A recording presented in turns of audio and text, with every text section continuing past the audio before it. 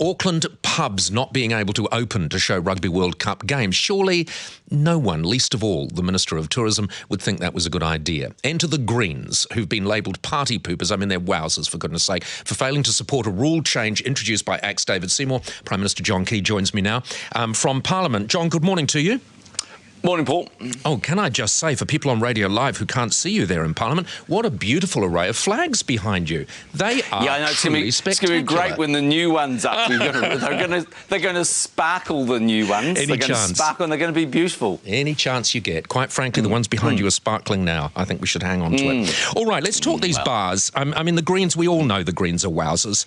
How are you going to be able to turn this around? First of all, you do want to turn it around. People should be able to go into bars and watch a Rugby World Cup game and drink, shouldn't they?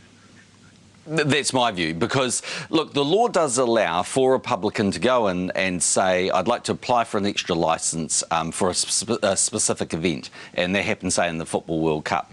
The problem you've got is that you're going to have so many bars that want to do this from one end of the country to the other, that's putting a hell of a lot of cost and regulation and actually time through for these publicans, when I think actually, in principle, we can work out that the vast bulk of them will want to offer some opening hours. Yeah, and of course there are many games, and they would have to do it for every game. So how can you sort this without the Greens' support?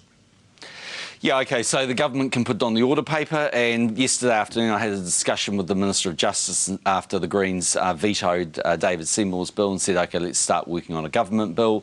So what we'll do is we'll look to do that. We'll take it into Parliament. It'll have a short amount of select committee time.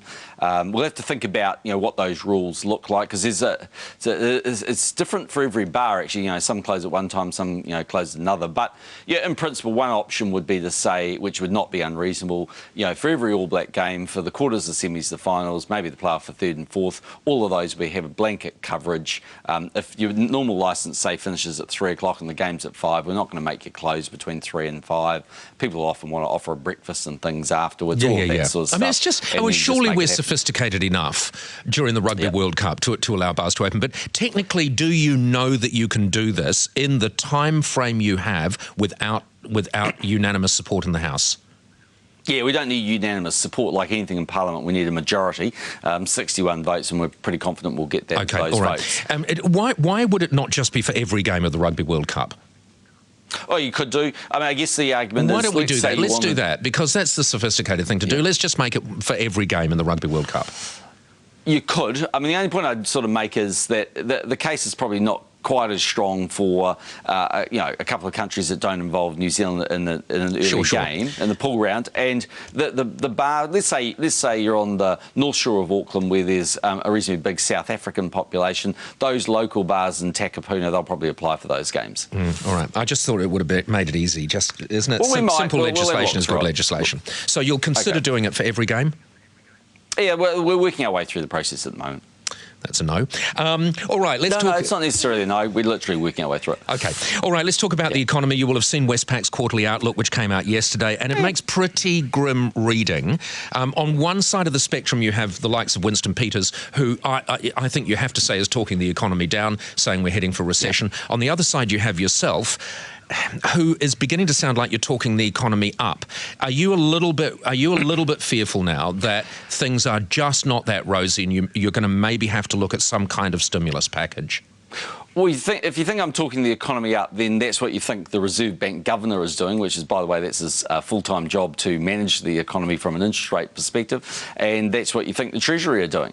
Because in the Westpac report yesterday didn't say we were going to recession, it said we're going to grow at between 2 and 2.5% for the next 3 or 4 years. So, yeah, dairy prices are weaker. There's no question that has an impact, has a psychological impact. By the way, beef prices are at a record high.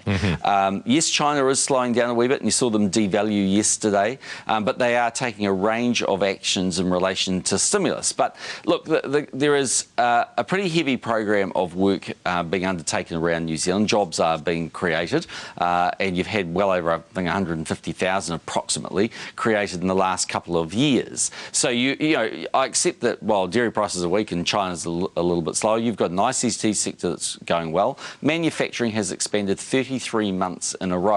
Tourism, as you quite correctly pointed out earlier, is doing extremely well. I mean, this year, tourists will spend 21% more than the year they did earlier. So it's about $2 billion more. And so what you're saying is, and what you're saying is right, there are good news stories. But what Westpac's saying is also correct when they predict unemployment will rise, GDP growth will fall, OCR is predicted to fall again to 2% now.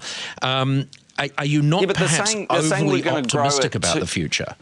Okay, but firstly, they're saying we're going to grow at about 2 to 2.5%. Now, that's a vastly different proposition to us going into a recession. Secondly, the interesting thing with unemployment is that it's a very fickle calculation. I'm not saying it won't go up. It can do. Household labour force survey is an interesting calculation, but it's the one we all use.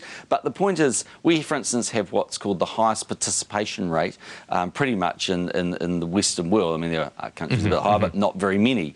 And that means a huge number of the population is both actively looking for work and in work. Now, those things can change if the economy turns down a wee bit. My only point is just simply this. We have quite a diversified economy. We're having a very significant adjustment in the exchange rate. For a lot of exporters who are there is an upside to that. At the moment watching your show, they are all of a sudden back making money. A few months ago they weren't. That does change the dynamics in the economy. Can I just ask you one very quick thing before we go?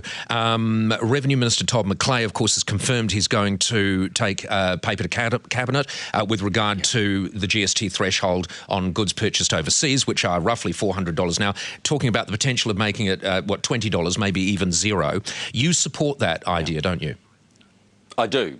And the reason for that is two reasons. One, there's a lot of revenue leakage. I mean, basically, in the old days, everything pretty much happened through bricks and mortar shop. Now it's moving more towards online. So why shouldn't we collect that revenue? Here's one possible reason. Is it possible to do it without it costing more to exercise the rule than you actually bring in?